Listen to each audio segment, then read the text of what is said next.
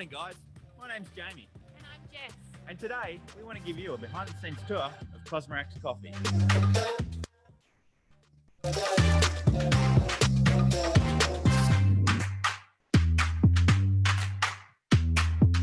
Did you know that Cosmorac's has been roasting coffee in the ACT since 1985? And today we're still one of Australia's leading specialty coffee roasters. If you want to perform at your peak as an athlete, make sure you try Cosmorac's coffee.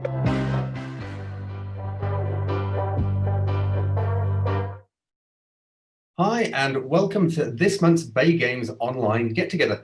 I'm Matt Locke, your host, and I'm joined, as always, by my co-host, Mr. Ed Morrison from Melbourne. Hi, Ed. Still difficult times down there in Victoria. How are you doing, mate?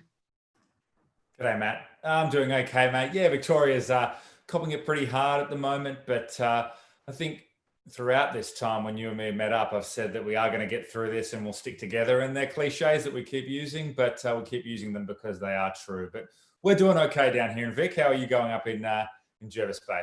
Yeah, not too bad, thank you. We had a recent scare along the COVID-19 topic. We had a couple of patrons of a local restaurant from Sydney that were down here and tested positive after they got home. So far, no one locally has tested positively. So for sure, a bit of a scare, bit of a wake-up call perhaps for an area that was becoming busier and busier again. But look, I guess we're all dealing with it as we have to. And it looks very much like you're in a garage at the moment. Is that correct?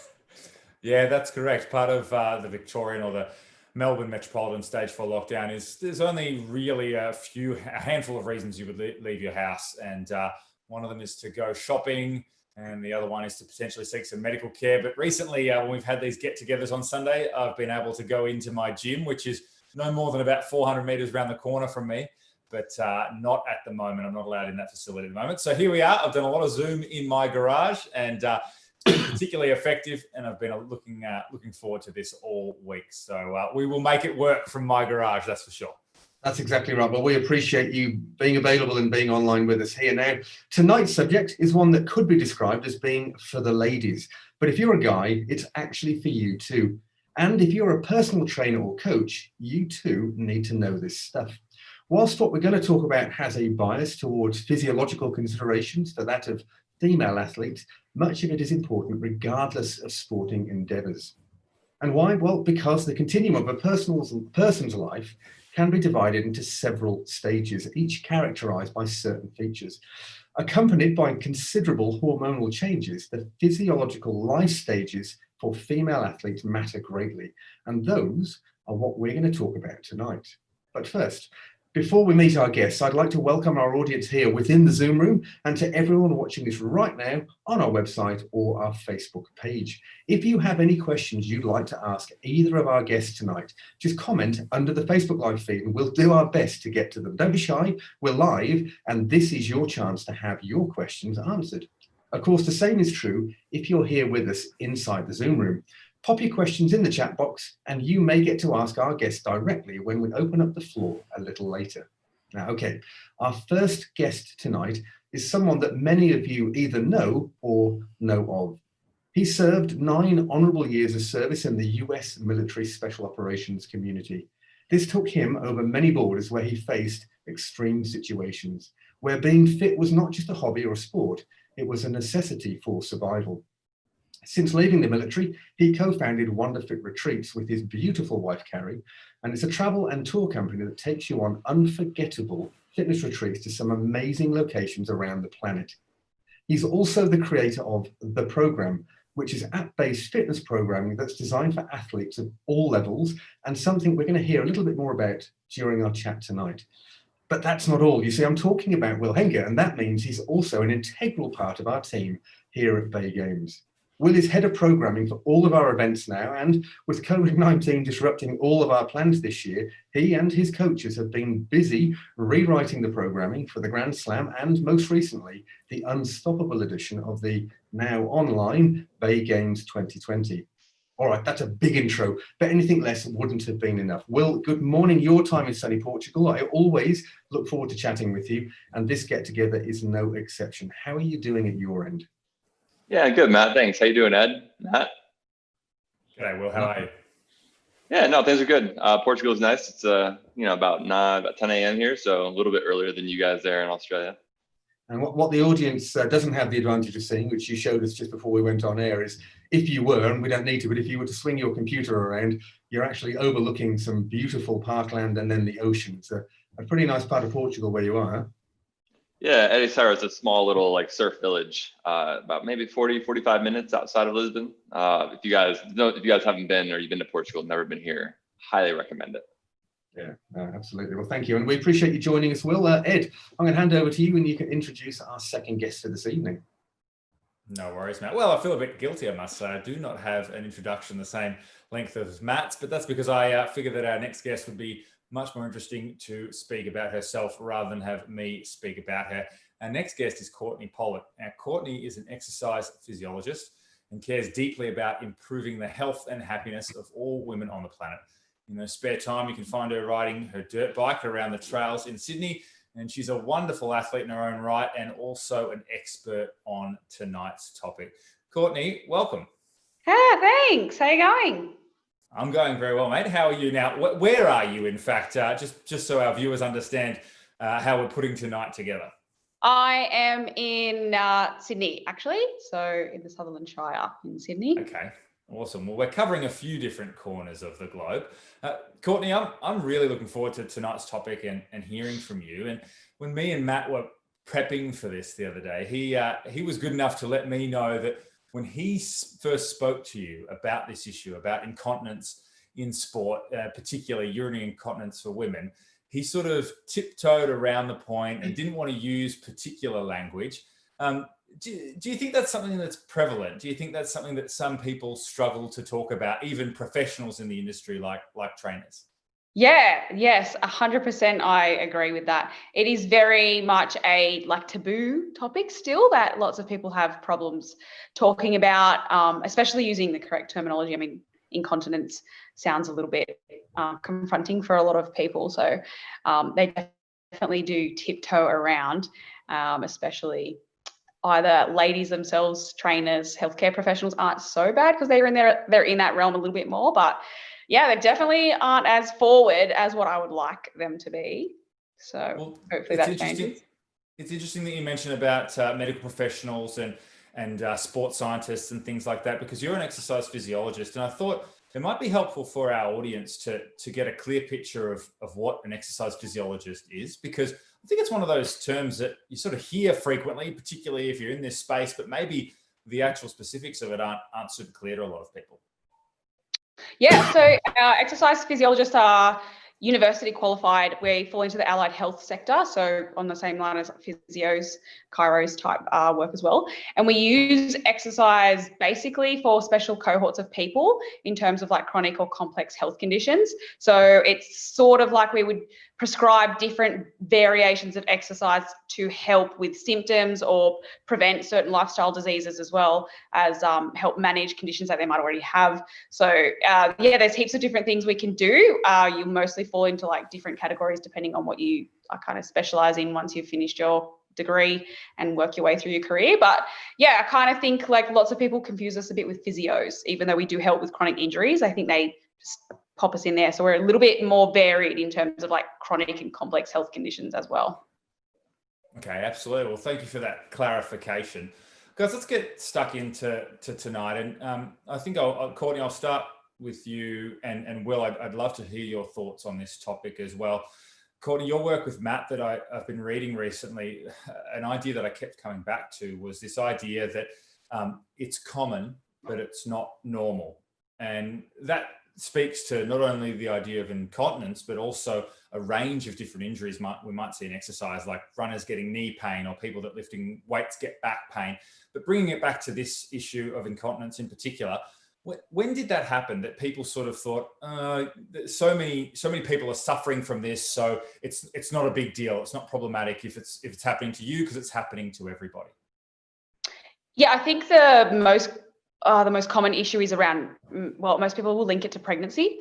So it's just, they kind of put it as a side effect of having children, that's what really happens. You just get incontinent and you just live with it, and it's really, really common. But because of the commonality on it, people just assume that that's normal, where in fact it's just not a part of what your body's physiology is supposed to do. So I think changing that idea around being a normal, like normal is not, it's not actually normal, it's just more common, and that most people will suffer from it in some way. So I think it's come from the pregnancy side of things, even though it does affect a lot of other categories of people. It's just pregnancy tends to get like the highlight reel of incontinence, really. Absolutely. And Will, do you have anything to sort of add to that idea, that sort of it's common, but it's not normal idea? Yeah, sure. It's funny, the at least speaking from myself, right? I served nine years in the Army, and that's kind of like, other than like high school sports and football, like that's kind of a breeding ground of, weakness, or pain is weakness leaving the body. That's a term that's thrown around a lot, that you see on like blasted on t-shirts and bumper stickers and everything else. But like there's a sticking point. If it's like you wanting to quit because you're mentally not there, then yes, keep pushing. But if your shoulder's hurting, you shouldn't hold on and do all these skipping pull-ups you should do, right? There's a sticking point. So you have to understand, one, make that mind muscle connection with your body and what you're actually doing. If that's pain as like a musculoskeletal issue, or if it's pain because you're just being a wuss, right? There's two different things you can kind of get into with that. And I think getting into that too, and that phrase that Courtenay kind of coined in Matt's, book that he's getting into is, yeah, it's common, but it's not normal. Mental health also falls into that. You have people that are leading these lives, they think that I'm happy, this is what I should be doing, and I have whatever I need, but then they're not seeking the help they need, and they're staying, quasi-depressed and kind of leading down that route. So if something's, whether it's your mind, your body, muscles, whatever, it should be addressed, whatever it is. And it's not, even though it's common, it's not normal and shouldn't be for you. Absolutely. Now, one of the things that would be the easiest for us to do is to jump in detail into the subject of incontinence. And I know that Courtenay is chomping at the bit to get into it. But actually, I'm going to take the opportunity of taking us through, certainly when Courtenay and I spoke before, we came up with, relative to females in sport, 5 physiological life stages. And we came up and we've nicely organized them with P's, which is puberty, pill, pregnancy, postpartum, and period free. And what dawned on me when we went through that process was how much information that Courtenay has, and that I think is not common knowledge, and would really be well shared with this audience, and whether it's with the females themselves or their mums, their dads, their brothers, certainly their PTs, their coaches, to have a deeper understanding of some of these really important topics that don't just pertain to sport. We're talking here really about the long or lifelong impact of some of these.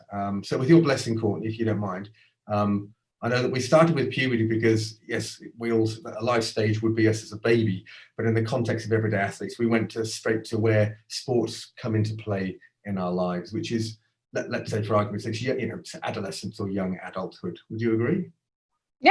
Yeah, I think that's where the sort of starts. Yeah, absolutely. And at the end, from a female body perspective, that's when some major changes start to occur in the body, both hormonally and anatomically, as you said before. Do you want to talk us through a little bit of that? Because I know one of the really interesting points for me was you said it's really common that many females start to drop out of fitness-related activities at that stage. And there's some really fundamental issues with that. And you had some really good advice to the sort of things that parents or PTs, coaches, teachers could look out for and be aware of to help identify that. But maybe if we start with why it is, there's a notable number of females that start to drop out of fitness-related activities around the age of puberty. Yeah, so obviously the main change is the physical, like the anatomical changes that I think a lot of young females actually go through that they feel very uncomfortable with, in terms of hip changes. They're growing breasts now, they're getting their period, and everything just seems so foreign for them. And so a lot of them just start to feel really uncomfortable with that. It's not so great, running around anymore, or you're going through cycles that are now changing. So I think the biggest issue is the fact that they're physically changing and it no longer feels fun. And they start to lose like a little bit of motivation around the exercise. But it is actually such a crucial stage that females do continue to exercise for their long-term health. As we'd spoken previously, everything sort of links together through the female life cycle. So one phase is going to affect the next one, so on and so forth, until pretty much you're the granny, really, in terms of age.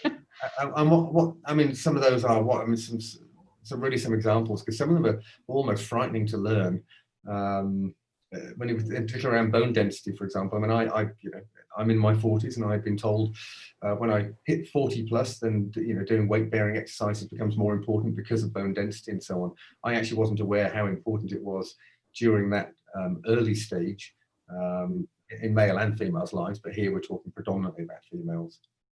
Yeah, so during your adolescent time, you are actually developing pretty intense bone growth. So estrogen has a lot to do with bone formation. So because they're starting to obviously get periods and their estrogen levels are growing and peaking, which is always fun for them, it's really helping generate a lot of bone density. So that actually stops in your 20s towards your 30s, and you actually don't really grow any more bone throughout your lifestyle. It's more like of a maintenance thing, or like the prevention of the natural decline in the density of the bone that you get with aging. So you want to basically grow and develop as much as you possibly can through that adolescent period and early 20s, because that's the most you're probably ever going to have. So once you then reach later on in life menopause and you start losing your estrogen again, you will have a natural pretty drastic decline in your bone mineral density, and then become at risk of osteoporosis, which then obviously falls into like risk of fractures if you were to fall over later on in your life. So it's really crucial that bone formation happens as much as you possibly can. And it's quite sad that lots of young females are stopping exercise, not doing anything, maybe until they're actually in their 20s, where they decide, I might like to go back to some sort of sport or a social thing, and they've kind of lost that opportunity window to grow any more bone. Yeah, absolutely. And you mentioned as well, there's an increased risk of type 2 diabetes, women in later life who stopped exercising during that formative stage. Yeah, so your hormone profile is going to affect your blood sugar levels as well, and your energy, how you're using all your energy. So you're a pretty high risk of type 2 diabetes, especially because if you're not exercising and then you're kind of eating junk food and not leading the most healthy lifestyle. Type 2 diabetes is a really, really big lifestyle disease that's very preventable with obviously healthy choices. So that risk is then associated later on in life as well. And then if you are diabetic and then fall pregnant, then there's obviously gestational diabetes as well, which sometimes is not always because you were diabetic, but can also then affect your growing fetus when you're pregnant. So then your baby is then at risk. So you can see how it's like kind of all really correlated and linked. And I think not many people know that it's like this big cycle of all flowing together naturally. Sure. Will, I might ask you, as somebody who's got a lot of experience in the fitness industry, are these things that Courtney's talking about, are they being taught to trainers enough when coaching adolescents? I know my experience when I was an adolescent athlete, I was personally getting taught by people who were only 3 or 4 years older than me at the time. And I know it was the same for my sisters, who were being taught by coaches and trainers who were only a few years older than them. Are we empowering trainers enough with the information that Courtney's talking about? I mean, speaking to when I was also that age, I know that similar to you, it was people that were like a few years older, or coaches that were just like graduating high school or just graduating college or whatever, were fresh behind the ears with coaching. I can't speak to how it is like to this day, but I don't think so. And I think that equally goes with coaches and PTs alike aren't being taught how, young kids actually like weightlifting, and USA Weightlifting has done a pretty good job at that. Taking the adolescents and like making sure they have fun in the sport first before they take any kind of like performance goals too seriously. I know CrossFit's done a little bit of a good job at that as well, as developing that CrossFit Kids program and kind of having that snap weekend course of, how should they deal with kids in a gym environment, and they should prioritize fun and mechanics over any kind of performance related goals. I don't know how that is for football or, or rugby or anything like that. I'm pretty sure that's probably not there. But I do know that some places are starting to. And similarly to before, the risk of getting ahead of ourselves, same thing, PTs and trainers aren't really being taught on, especially from the men's side. I don't know about women. They have more of an experience with their menstrual cycle, but they're not being taught like how they should deal with women. And if, from versus like being different parts of the cycle, if they're not hitting the same weight they could 3 weeks ago, they're saying, oh, don't be, come on, be better than that, squat more. And it's like their physiology doesn't literally allow them to do that. And I think that's a huge thing, because having people, whether it be children or women, leaving the gym demoralized after a session, that should be the last thing from your goal or intention.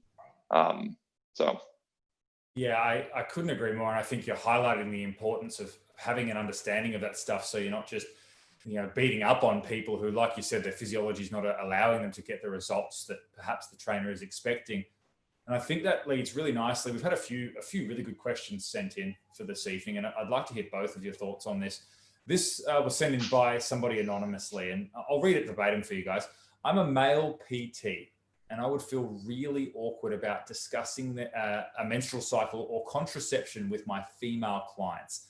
Do you have any advice for how to handle such a sensitive topic, please? I feel like both of you could bring different angles to that. Will, I might start with you, and then Courtney, I'll get your thoughts on that afterwards. Sure. I think it's at most depends on if you have a rapport built with this person. I know this guy was talking about his daughter, so he should have that rapport. If he doesn't, that should be something he should work on first before talking to his daughter about her menstrual cycle and things like that and contraceptives. But speaking from I don't have a daughter, I don't have kids. It's hard for me to tell a father what to do. But if I was speaking to a female athlete or someone like that, it's making sure that one, as the coach, you should be dictating the conversation as far as professionalism, making sure there's mutual trust in there, and understanding that it's an important part of that person's life, whether it be contraceptive or that. And I think Courtney can speak way more intelligently about taking the pill and things like that versus me. But I do know that before you do anything, make sure that you're confident, you do your research and know at least from a macro picture of what you want to say. You don't have to be an expert, but you should be able to be confident in a little bit in what you're bringing up. And at most, you have to be professional, and you have to you can't have banter, you can't have any of that, because the moment you make it awkward, that's when it gets awkward, and she won't take it seriously, and it'll kind of ruin that position in her life moving forward with that subject with people, especially with men. Absolutely. And Courtney, I'd love to hear your thoughts on that. Yeah, I think the most important thing is that every female goes through this, so it's actually so common. And I think from a female perspective, the fact that a male would actually take interest in that and care a bit more would just be really quite, comforting for a female, most of the time, because it's something that you would, if you were training, you were having, say, a really difficult menstrual cycle. Some females do have some pretty terrible times, and didn't really want to talk about it because you just didn't think he understood. And then he was like, hey, did you know this about your menstrual cycle and different times of training?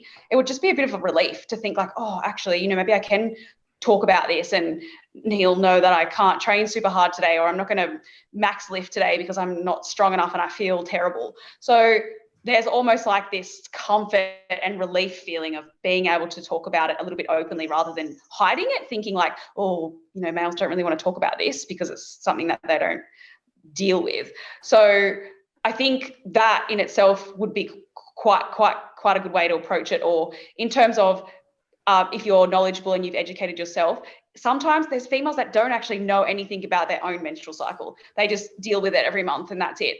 They don't know anything about the nutrition side, the energy side. They don't understand that their weight's going to fluctuate through their menstrual cycle. So having just a small piece of knowledge and saying, hey, did you actually know that sometimes in your menstrual cycle, you're actually not going to lift heavy and it's okay, is oh, really? I didn't know that. And then they will be more interested because they don't actually know and didn't realize that there was more knowledge to know. And that you kind of want to learn things about yourself and how your body works, I think, when you're training in general, especially if you're a female everyday athlete who's interested in performance-based type training. So that would be my advice. Yeah, absolutely. And look, even if it's not covered off in the mainstream courses that people are doing to become PTs or coaches, it's 2020 and there's a lot of information out there. So I think at the end of the day, I personally think, you know, fitness professionals, like any other professional, have to take responsibility to educate themselves, to take an interest, and the information's out there. And in fact, Will, I'd like to, if we could, just talk a little bit about, I mean, this is obviously something that you and your team have recognised sufficiently to develop a program around exactly that. It's called the Wonder Woman program. And if you could just explain, I guess, the idea behind it, what, you know, it was, what was the motivation to develop a program exactly for, just for women, and Sure. focus off that? Yeah, so myself and the head coach of that program, her name is Karen. Myself and her created this program, and the biggest thing I think to take away is there are two main portions of the menstrual cycle that should be considered when women are training, right? The follicular phase, that's the beginning, the first 2 weeks, and then the luteal phase. That's going to be where women are kind of don't have as much energy. Their estrogen goes way down when going from the follicular phase to the luteal phase. So they may have, you know, cramps. They may have these you know, these weird, you know, pains. Like I've heard some women have like this like sharp lower back pain. Some women have said they have sweaty palms. There's these random things that aren't really specific to one woman because every woman's menstrual cycle is different. So the program we created was to kind of take an approach and give 2 different workouts each day, depending on if you were in your follicular phase or in your luteal phase. So you would kind of take a moment to check in with yourself. Hey, I know I'm in this part of my phase. I either track it on my the app they use, like Flow, or a few other ones that we recommend, and they kind of take that time and say, all right, I'm gonna stick with this, and kind of just having the awareness of knowing, okay, this is the intention for the workout. That we'll tell them like, hey, listen, if you're in your luteal phase, don't worry about how heavy you go, don't worry about how fast you're going. Just do what feels right for you today. And then having that going into a workout can be massive as far as confidence, as far as leaving the gym thinking that you did well, instead of leaving the gym feeling like, ah, that was a terrible session. I felt like crap. I didn't perform the way I wanted to. And that stress that you kind of self-talk yourself into can be worse for your recovery leading into the next day. So there's a lot of like education that Karen and I do as far as posting in the private group chat, the private Facebook group that we have for them. And it's more about educating women, because it's not, although it's the coach's responsibility to know about it, it's the individual woman's responsibility to track her cycle. I can't track all the women we have on their cycles. One, that wouldn't be right, because I'd be telling them instead of them learning their body. And when someone learns something about themselves, that's going to be the best thing they can do. Yeah, absolutely. Thank you. And I know that you and I have talked about this is such a big subject and such an important subject that, in fact, we think we're going to have another get together. We'll get Karen on with yourself and we'll really go for it. And maybe Courtenay if wants to join us. But it's a subject in its own right. But I'm conscious of time, and I'm conscious of trying to get at least a surface level of education out there across the various life stages. And we've talked a little bit already about too little exercise in those formative years. But of course, what about the other end of the spectrum? And I know that, yeah, there are lots of kids and adolescents and young adults who simply love sport. They love sport and they play a lot of it. But that in itself can have some serious implications. I know that someone I used to train a lot with, she had incredibly irregular periods. And I know Will and you and I talked about a mutual friend who hasn't had a period for years, and she's someone who trains hard, very lean, incredible athlete, but nonetheless there are physiological implications to that. And I know that Courtenay, you and I talked about a female's menstrual cycle as opposed to a male's menstrual cycle. A female's menstrual cycle is it's very much the canary in the coal mine, right? It's a really good indicator for how our bodies, where it's at and so on. But maybe if you could talk to us, if we've got parents out there or coaches who fear there's overtraining occurring, what are some of the implications? Or what I'm thinking, of course, of, you know, the female athlete triad being the biggest concern. If you could talk to us about that. Yeah, sure. So female athlete triad, if anyone isn't really sure, is usually 3 different issues. It's absence of period or really irregular at some point, but mostly absence of any sort of period or menstrual cycle, really low energy intake with or without some sort of eating disorder. So it could just be not eating enough food or associated with something else. And also affecting obviously bone mineral density. So they're like the 3 big components. And it's usually in sports where there's some sort of a weight-based category or an image look, like something like gymnastics, for example, where they're quite small, got to be fitting into certain sizes, basically. And there's a bit of a demand to have like a physique based around that activity, and they're training a lot, overtraining and under eating in terms of, or not recovering enough as well, is also a big problem for adolescents, or anyone really. Sure. So if we were, what are some of the common things to look for? I guess bone mineral density is not something we can see or be attuned to, let's say. But what are some of the warning signs that a parent or a coach could look for?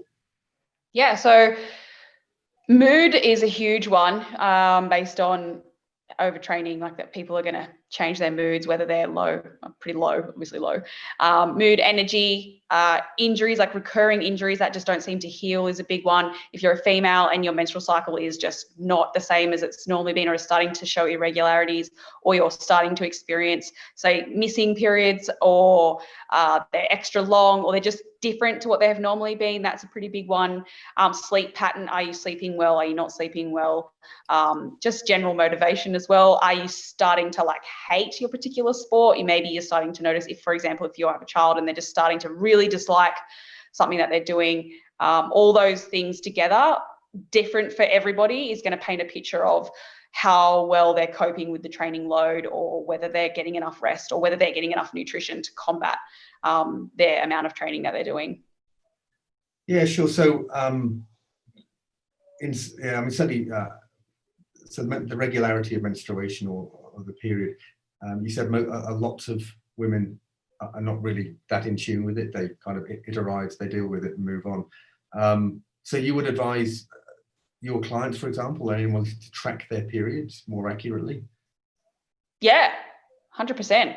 Because especially if you're in a exercise regime or training program where you're looking for performance, because you fluctuate so much throughout your cycle that you have to accommodate for that and understand that your performance or your training isn't actually going to be like a linear progression in terms of how much you might be lifting or how well you're performing in like a aerobic capacity. So if you aren't tracking anything and you're not really aware of what's going on within your body, you're not going to have the ability to taper your programming or substitute things out when you need to, change your nutrition if you need to. But it's also just, I think, when you start tracking your cycle, you really become aware of what's going on, which body awareness in this whole exercise training regime is huge, because you have to really learn to listen. And if you can't even track your cycle, then I don't really think you're going to be successful at listening to much else. So, and there's benefits to different phases of your cycle. So you can take advantage of those, because you might as well find a positive out of it, right?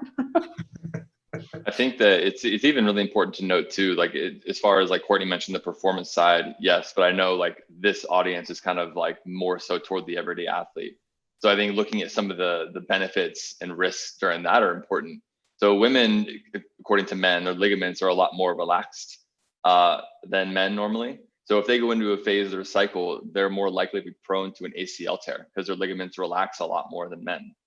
Right? There's all these things, the recovery goes down because their estrogen isn't as high. Estrogen is going to help them recover a lot faster than men. So when they're in their follicular phase, their estrogen is super high, their progesterone isn't quite there yet, not until the luteal phase comes in. They can have a higher volume of training, they can have more fun. But when they go into luteal phase, if they're still trying to train the same, whether it's an end-of-day athlete or a performance athlete, they're going to recover way less. So their maximal recoverable volume as far as training has to go down. And now what's, I think the most important part of that is when you have someone that's in their luteal phase, they're going to be more at risk to get hurt, right? Their ligaments are looser, so they can have a higher likelihood of a higher ACL tear probability. Their balance is going to be off compared to when they're not. So if they're doing things like split squats or demanding like pistol squats where it requires a lot of balance, they could fall and get hurt. So instead of going and back squatting super heavy, maybe take it to the leg press or something and do something where they're not having to balance as much. You know what I mean? So there's these little considerations where it's like you could potentially get hurt, and it's not just so much for performance, but it's also longevity of health and staying in the game a little bit longer. Love that, the idea of staying in the game. And what I also loved was, Courtney, this idea of body awareness and listening to your body. What I guess I'm going to shift us a little bit forward and ask, what type of things should people be trying to be aware of or listening to when they're taking hormonal-based contraception or birth control? So typically that's the pill, or there are other hormonal birth controls. Courtenay, if I was to ask you to talk about some key things that you'd monitor after starting taking that, what would be something that athletes would look out for, both the everyday athlete and somebody who's very much performance-based? Well, when you're taking your contraception, your whole hormonal profile shifts. Basically, you kind of stop communicating ovaries to brain. So your whole body is affected, basically. So your mood's going to change, your energy levels might shift. You might find that your motivation changes. There's definitely symptoms associated with things like even just general migraines and headaches, digestion, all these, pretty much anything that's feeling very different can be affected. It's very, very individual depending on each person.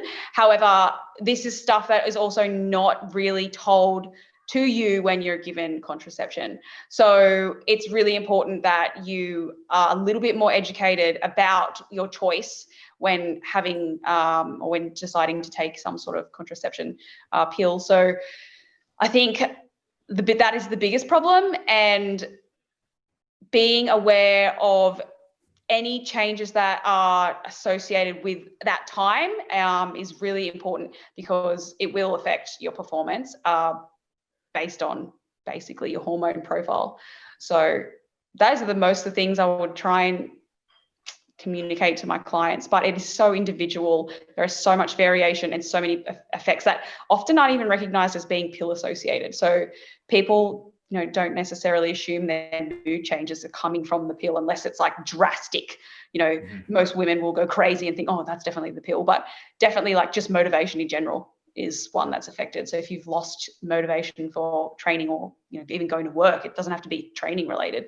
That's a pretty big sign that it's affecting you, and probably should consider switching around or speaking to your doctor about it. Another option maybe. Yeah, absolutely. Will, do you have anything to add to that, to athletes that you would be coaching that would be taking that type of contraception? I think the biggest thing is understanding the side effects that it could be causing you, and being mindful of like taking that 5 minutes before your session and checking in, like, how do I actually feel today? Am I not motivated because I had a bender last night and I stayed out drinking and I'm coming to the gym? Or have I had like a good sleep routine and I'm coming in and I just haven't been motivated for the last week, even though my diet's been checked in, I've gotten adequate vitamin D, I've got enough sleep and water, and then there might be an underlying issue when it comes to like the pill or something like that as well. So it could be tons of factors, right? The energy loss, the lack of motivation, the delay, having not recovering as well. It could be your lifestyle, right? There could be so many things, but I think once you dial in those important things and you're still having these issues as well, then I think it's important to talk to your coach, your physician, your exercise physiologist about things like, hey, I don't want to be here. Why is that? And I think that's a kind of a weird thing to tell a coach, like, I don't want to be here. Because it could be like the coach could take it if they're insecure. They could say, oh, you don't like our sessions, but it's about them. If they're not enjoying training, you need to drastically shift what they're doing in their program so they can do that. If I had to go to the gym and hate what I did every day, that's a long time. I love being in the gym. If I would hate it, that's a lot of my day that I wouldn't like. Same with a job. If you're working a job that you hate, would you keep working that job? I hope not. I hope you find a different job that you're passionate about and kind of chase that. But again, it's kind of one of those things where it's common, but not normal. You know what I mean? Yep, absolutely. I think the general advice, Courtenay, that you and I talked about was really, and based on your own personal experience as well when you were younger, you wish you'd known more about the possible side effects or the longer term implications, or even to understand better what changes are occurring in the body when you take the pill, because the pill sounds so innocuous, doesn't it? When you then start to talk about, it's a synthetic hormone. Suddenly that for me was, okay, to think about it that way is somehow different, and therefore to reach out to their general practitioner and have a better conversation, let's say, so they feel fully informed. And I know you and I talked about, there's no intention to demonize the pill. That's not the point at all. It's simply to make sure that you're as informed as possible about what you're putting into your body and the implications of it. Is that, I mean, that's my recollection of our conversation. Yeah. Yeah, and I think the biggest concern is the reason why you're going on the pill. So like I took it for acne control, which is obviously coming from some sort of hormonal issue. Anything related to like other than actual contraception is usually something not right within your hormonal balance. So it should be all balanced. It's supposed to do this really nice flow. Obviously, when you hit puberty and you start changing, these flow is not as nice as it should be adjusting, but I think the education behind like what options you have other than the pill for those things is what's really important. So I think also as a female, I had no idea how important hormones actually are until I like became an exercise physiologist and realized the whole cyclic nature of it and what they actually do. Even just the fact that hormones aren't just your sex hormones. They're not just estrogen and progesterone and testosterone. There's so many others. So it's not so much about like I didn't know anything or how important they were. So if I had learnt that earlier or knew a little bit about it even, I think, or how important it was to maybe not mess with them in terms of how your body operates, I think I would have definitely made a different choice at the age that I was when I first went on the pill. And for the reason that I went on there, I would have much preferred to look at a different method. I mean, if it's for contraception, obviously, like that's a very different ball game, but PMS is a huge one, or really heavy periods is a huge one that, or all these symptoms of like not very nice holistic cycles is what they usually start prescribing the pill for. And you just go and say, hey, like, can I get on the pill? And they say, yeah, sure, here you go. And you don't really have anything else. Like, and then you take one, and if it doesn't really work that well for you, then you go back and get a different one. So I never like, oh, and then you peel the packet open and there's like 400 symptoms of side effects that could possibly go wrong. And the doctor's like, oh, but my experience was, don't worry, that's just possible, but it's fine. Yeah, it's one of those things too. There's a reason there's a list of 400 things on there. Like, you know, so and the long-term effects of that also. It's funny you say that, Courtney, because you only hear about those 3 sex hormones, right? But then people don't really understand that your hunger is greatly affected by 2 main hormones, right? Leptin and ghrelin, which leptin is a huge driver of the menstrual cycle. That availability of glucose in the blood, and then also how many calories you consume. Those play a pretty massive role in your period. So I think taking and messing with your hormones as far as, you know, taking the pill and then kind of shifting that profile of your hormones can drastically affect your hunger, right? Women's leptin takes a long time to set in. So when they're hungry, they keep eating even though they're not hungry. That leptin is telling them, hey, I'm not full yet. I'm not satiated. I need to eat more. So they continue eating when they don't need to. So anytime you throw off the hormones like hunger hormones, that's going to affect body composition. That could affect the girl's mindset as far as confidence with her body image, a lot of things. So like a lot goes into it more so than just the sex hormones, like you said. Yeah, 100%. Absolutely. We're covering some massive topics. And I'm conscious of time. And I mean, so far, some of the takeaways would include the about tracking the periods, for sure. Tracking and be much more in tune with your body and listen to your body and actually write it down, make notes. And certainly in the future, we're going to have some cheat sheets that Courtney's kindly going to help us prepare and make available to anyone that wants them, so that at least it's a starting point. Certainly undertraining and overtraining, we've talked about that. And for sure, when we're talking about the pill, the contraceptive, then just to be better informed and ask perhaps deeper questions and have a deeper understanding of the implications of taking them, and start with the reasons why you think you want to take the pill. But we've got about 16 minutes left, and we should move rapidly on to the subject that Courtney's been itching to get to. And as I think Ed said at the beginning, Courtney is on a mission to make all women pee-free. And even that term pee-free or urinary leakage and peeing a little. And it was really funny. I know Ed already said it, and when I skirted around, and what he didn't mention earlier was because I'm a British gentleman and I was trying to be gentle on the subject, which is ridiculous. And as you quite rightly corrected me and said, well, look, the medical term's incontinence, so let's use that, shall we? Because it's the correct term. What we're talking about is incontinence. But I was introduced to that last year at an event we did in Canberra, Hey Scotty, SFS. Great event, and long story short, we were about to go and do the next workout, and two of my female friends said, oh, we've got to go and change.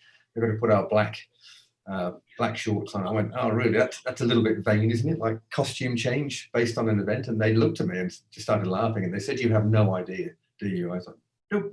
What are we talking about? And so they educated me about the fact the next workout had double unders in it, and both of them, who are mothers as well, and I know Courtney, bear with me, but they said, yeah, well, we're going to pay ourselves a little bit for sure. We always do. It's double unders.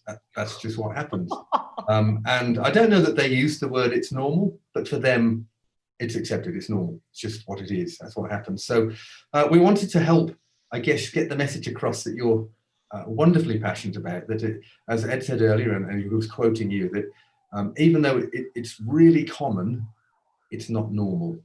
And actually, there's a whole bunch of stuff that can be done to help, either help it, improve it, or get rid of it entirely. But I'm hoping you've got your balloon there with you, Courtney, because, oh, did you not bring the balloon? I do. I have the balloon. Because if you could talk to us a little bit about the whole subject of incontinence as it pertains to women in sports. And just when someone says, oh, I've got a really weak bladder, what would your answer to that be? Well, let me, I get a bit excited about this topic, so feel free to just cut me if I ramble. Where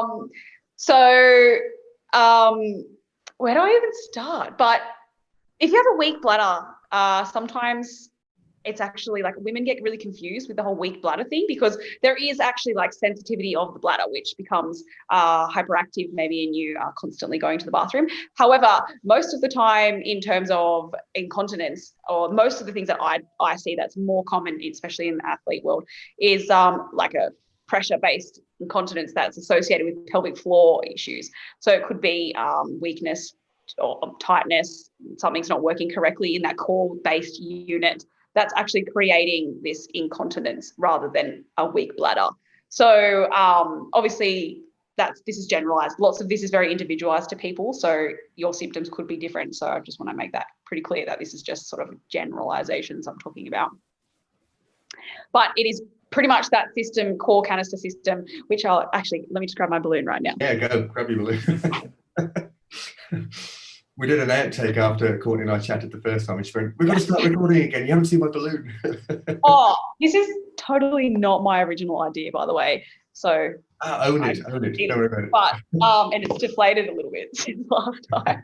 But the whole core canister is basically like a pressure regulating system. So you don't actually have like empty space in your abdominal cavity, but this is just a visualization to see how everything kind of works. But it's basically pressure building up inside your abdominal cavity, and when it's going to go, where it's going to go is where is weaker. So this here is your diaphragm at the top, which is obviously attached to your lungs, your abdominals, or what we call transverse abdominis, which is your deepest layer of your core, wraps around your spine like a bit of a corset, and then you have your pelvic floor at the bottom. So if you're excessively lifting, for example, and you've braced your abdominals and you've taken a really big inhalation breath, everything here is all pressurized. Everything, but I'm really bad at doing this, by the way, sorry. But everything here is going to bulge downwards. And if your pelvic floor like muscle is not actually strong enough to withstand the pressure that's bearing downwards, then you're going to get leakage, basically. Pelvic floor's job is to hold urine in. So if it's not working well, it's going to come out, basically. Sure thing. I know this one's going to rile you, but we had Philippa sent us a note saying that in her opinion, she claims to be a medical doctor, in her opinion, it's okay to pee during double unders, for example. And for those watching who are not familiar, that's it's a jump rope, and the rope passes under your feet twice for every jump. So you're landing quite heavily. So it's a gymnastic move, but reasonably high impact. And that is ultimately what lots of women experience incontinence through. But she said it's okay to pee during double unders, that it's a correlative intensity. So it just means that you're working really hard. I'm going to stand back now and let you take that one on, Courtney. I mean, what you've just described to me didn't necessarily sound like what Philippa has said. I'm guessing you don't agree. Well, not entirely. Well, I guess it is correlated with intensity, because the higher the intensity is and the lower, like the least strength your pelvic floor is, then it's going to come out. So if you're going up in intensity and this is building and building and building pressure and your pelvic floor can't withstand it, then it's true. It is going to be correlated with intensity, but that doesn't necessarily mean it's okay to keep doing that, because it means this is too weak to withstand the amount of recruitment or pressure that's building in here. So I always talk to my ladies about working towards your weakest link, basically. Or I kind of try and describe it a bit like a knee injury, because it's a muscle. Your pelvic floor is a muscle. It's just inside you. And when it's injured, for example, or not working properly, it's going to cause leakage rather than pain. Whereas if you have knee pain, you would stop because it's too hard. Or you would say, oh, I've got this knee issue now. I can't squat the normal amount of weight that I can. So I'm going to just practice technique and back off the weight. Like, that's exactly what you should be doing with your pelvic floor and your core work, or core recruitment. Saying that you're not, like, you're working harder, which is a good thing, and it's okay to pee at that level, is just like, I definitely don't agree with that. But I feel like I should just leave that there. I don't think that's okay. I'll come and save you, Courtney, before you say something I know, I'm scared. Will, I might bring you in on this, because we were talking off air before, and we've seen, I guess, the development of a lot of, how would you put it? Perhaps the education of the functional fitness space and how that's improved over the last decade. This attitude that, peeing yourself during double unders or box jumps or cleans is okay.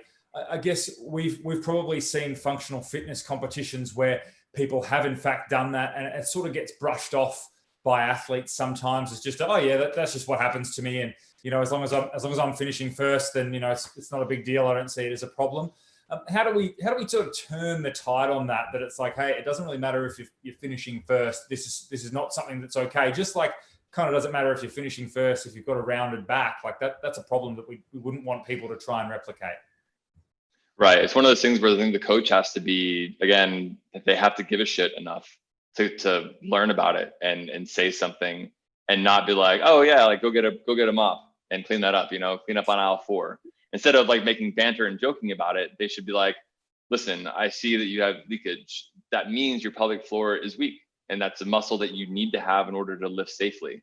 If you fix your pelvic floor, your likely lifts will be able to go up, because when you have that intra-abdominal, intrathoracic cavity that you're bracing when you're doing things like squats, deadlifts, whatever it is, if you can't pressurize that cavity enough, you're not going to be able, one, to keep your internal organs as pressurized or as safe as possible.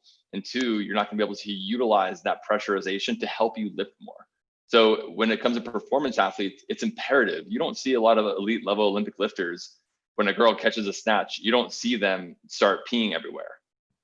You don't see that. If they want to go to the Olympics, they have to take that stuff seriously. And it's the same stuff that you talk about as far as like in functional fitness competitions. If someone like does a gross amount of butterfly pull-ups or muscle ups and they tear their hands, like, oh, look, cool, blood. And it's like, now you can't train.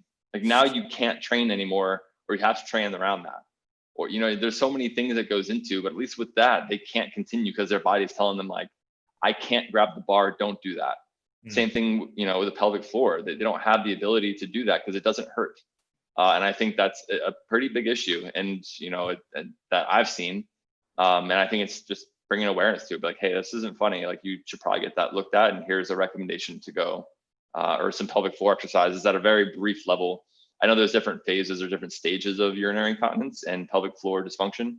And I think it's not as simple as, go do some Kegels or go do some movements that are going to help the pelvic floor. I think it's understanding like, hey, this is what you can do for now, but I recommend going to see like an exercise physiologist to actually help solve that problem internally. Yep. Can I also just quickly jump in here and say that for women that are listening to this going, it's only pee, like, why the big deal? Most women don't actually realize that that's the first sign of a possible or prolapse, which for anyone that doesn't actually know is where your pelvic organs will descend downwards and often come out on the outside. So that is very serious and very uncomfortable and is very much a big impact on your life if that happens, and is much harder to treat. Sometimes it doesn't, like, depending on what stage it is you can't really do that much about it, or it requires surgery. So just because you're only weeing now doesn't mean that you're not then at risk of something worse happening. It's kind of like, oh, I've got a really sore shoulder, I'm just going to keep doing this overhead press, and then all of a sudden you've torn your rotator cuff and you go, I wish I just sort of stopped. That's what we're doing. Like, we're at the pain, we're stopping before the actual further injury, or doing something about it. So it is actually going to further on down the track. Most of the ladies that end up with prolapse don't know this until they've got prolapse and say, I wish someone had told me that that was something I should have watched out for. Sure. I think it's a big point you brought up about the internal organs is the reason that you, like I said, when you pressurize your abdominal cavity, when you squat, it's literally there to protect your organs. And if you're peeing and there's a leakage, you're now potentially putting your organs at risk for the prolapse, right? So I think it's making that connection where it's like, this is going to happen. Your organs are going to shift down in your body. Like, there's going to be a shift of the things inside you that help you to survive. Your vital organs are going to shift down. Yeah. No, sure, absolutely. And so, Courtenay, all of this is, of course, relevant and important unless you've had children. So in the postpartum phase, so once you've had children, it's perfectly normal to pee yourself during training. Is that correct? No. but that's not what I hear. normal. I hear that so often. Oh yeah, but I've had children. That's why. It's just the way it is. Yeah, it's because your pelvic floor's been under so much load. Like, you've carried a growing fetus, like baby, for 9 months along with your organs. That's downward pressure. Your pelvic floor is going to start stretching underneath your organs and become really, really weak. And then, you've got, if you're having a natural birth, you're pushing a baby out of your muscle, possibly causing tearing, if that's pretty common, and then being restitched back up. So your pelvic floor's affected there. Or if you're having a C-section, you've cut through your diaphragm, sorry, not your diaphragm, your transverse abdominis. This one, they don't cut your diaphragm, sorry, through here, which is part of that core unit. So then you can't regulate the pressure in there, and it will still affect your pelvic floor. So most women also say, oh, I had a C-section, my pelvic floor's fine. You've still carried a baby. You've now got a compromised core unit because it's not functioning in its proper motor control anymore. So, like, it's really common because it's been under load and strain, but it still doesn't make it okay or normal. It's just something that you really need to pay attention to after. Some women don't have any issues at all, which is like, lucky them. Woo. But other women have problems after that. I think it's also noting that, understanding that if a woman has a six-pack, that's not indicative to meaning they have a strong pelvic floor or that their core is strong. There's plenty of women that I know have a six-pack that are just shredded, but their pelvic floor is weak. That doesn't, just because their six-pack is ripped doesn't mean their pelvic floor is strong. And that's a thing. People are like, oh, I have a strong core, I have a six-pack. That's inaccurate. Yes, I agree with that, because often, more than not, people who can really have are super shredded often recruit their core wrong because they're fully abdominally bracing rather than focusing on their really deep support muscles or stabilizing muscles as well. So not often when I test through like transabdominal ultrasound and show women how they're actually contracting their pelvic floor, it's always wrong with the ones who are more fit sometimes, like more than often not than the ones who don't do anything, because they're not overtraining all of these external core muscles rather than their deeper postural blade muscles. But I thought we touched, I guess, on incontinence in the postpartum phase. But what other aspects of training would you be looking at for somebody who's in postpartum, like somebody returning to exercise? Is it perhaps aerobic training that you get them to return to first, or is it strength-based training? I know it'd be very individual for each person, but what would be some of the key sort of, right, let's progress you in this fashion as you return back to training? Will, perhaps I'll start with you on that one. Yeah, I think it's limiting the amount of high impact movements. Like if they're going to do box jumps, they should be doing step ups and step downs. They should be doing extra work for their pelvic floor at a minimum to get that going first. That should be the first thing, is to get their core strong and their pelvic floor strong and fixed before they start doing anything crazy. All the movements should be reintroduced, right? You should work on your strict static strength as far as, pressing horizontally, vertically, pulling horizontally, vertically, whether it be pull-ups or things like that. It should be all very, very strict based, more of like a bodybuilding type to get the muscles strong. And then you can introduce, if they're into something like F45 or CrossFit or Barry's Bootcamp, whatever it is, then you can introduce those more high intensity, as far as intensity meaning speed and load, right? Everything should be very, very controlled in the beginning. I always recommend, like my sister just had her second child about a year ago. So once she finished, and she's a nurse, so she understood her pelvic floor to get it good. From there, it was, all right, let's work on some tempo-based strict strength. Get that going and understand positional strength, not just pressing back and forth, but understanding how things feel from start to finish. Yeah, absolutely. And Courtney, if you could add to that some other considerations, or simply just re-emphasize what Will was talking about.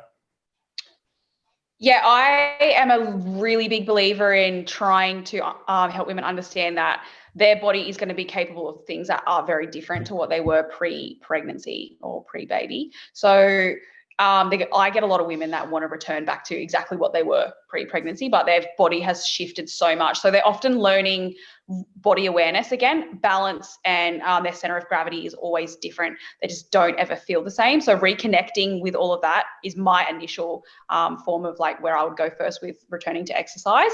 I'm very much like see people who are very goal variant in terms of what they're after for their training. So they might be wanting to return to running, or return to even just spin class or the gym or CrossFit or whatever it is that they might be. So I would definitely taper more towards their individual needs. But range of motion and posture are huge as well, because often they're in this slumped breastfeeding position, or they've got, they're not sleeping well anymore, or sometimes they'll be laying in the bed sleeping trying to stay awake whilst breastfeeding and have this terrible posture. So joint range of motion is often compromised. So getting, like Will said, getting full extension overhead is often a problem. And even working on their postural muscles, because their body has changed, is way more important. And then moving into functional movement, body weight first, and then loaded as obviously they're progressing. That's awesome. Thank you, Courtney. And Will, I knew this would happen. These topics are topics that certainly the two of you could talk about all day for, and certainly I know Ed and I and the rest of us could listen all day. However, we have reached that time where we have to wrap it up. But what a great discussion. I know we've only scratched the surface really, but Courtney, if people want to get in touch with you as an exercise physiologist who's clearly passionate about this subject, how would they get in touch with you? They can check out my social media. So my business is Her Exercise Physiology. That's on Instagram as well as Facebook. I have a website as well they can check out. So all my contact details are through there. But those are probably the best way to get in touch with me if anyone needs any help. No, thank you. And I know we're planning a seminar to dive deeper into these subjects, and we'll have more details on that soon. Will, I mentioned at the beginning about the Wonder Woman program. If anyone's interested to take a look at that, I think you have a trial period available as well. Where would they go to find out details of that? Sure, yeah. So our website is theprogrambywanderfit.com. And then if you just navigate to the programs page, there's this free 7-day trial for that. That program is included with all the rest of our programs. So you'll have access to, tomorrow, it'll be 4 programs as we launch our new dumbbell program tomorrow. And then, yeah, on Instagram, it's just WJ Henke is me on Instagram, and the program by WonderFit. Fantastic. Thank you. And for sure, we've discussed some really important topics that more people need to know about, and we plan to do exactly that. It's 2020, people. Let's move with the times and dispel these taboos. With that said, thank you so much for tuning in. Thank you to our broadcast partner, Cosmorx Coffee, and to our guests, of course, Courtney and Will. A huge thank you for joining us tonight from Ed and myself. Until next time, be kind to yourselves, be brave, have some fun, and lead by example.